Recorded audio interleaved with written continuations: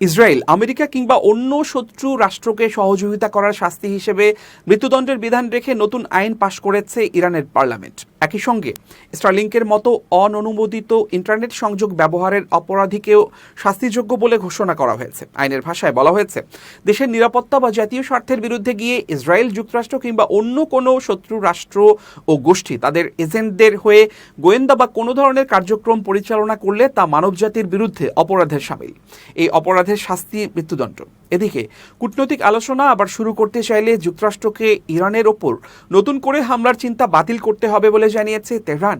ইরানের উপপররাষ্ট্রমন্ত্রী মাজিদ তাখত রাভানশি কথা বলেছেন। বিবিসিকে দেয়া এক সাক্ষাৎকারে মাজিদ তাখত বলেছেন, ট্রাম্প প্রশাসন মধ্যস্থতাকারীদের মাধ্যমে জানিয়েছে যে তারা আলোচনায় ফিরতে চায়, কিন্তু আলোচনা চলাকালে নতুন করে হামলার মতো খুবই গুরুত্বপূর্ণ প্রশ্নে যুক্তরাষ্ট্র এখনও তাদের অবস্থান পরিষ্কার করেনি।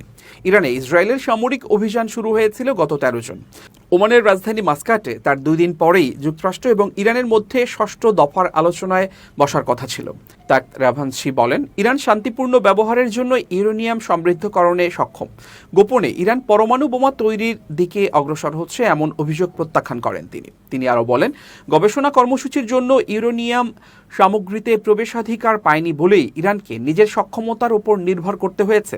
কোন মাত্রায় থাকবে বা কতটা সক্ষমতা থাকবে তা নিয়ে আলোচনা হতে পারে, কিন্তু তোমার সমৃদ্ধকরণ কর্মসূচি থাকবে না, শূন্য মাত্রায় থাকবে এবং তুমি একমত না হলে তোমার উপর বোমা মারব। এগুলো জঙ্গলের আইন।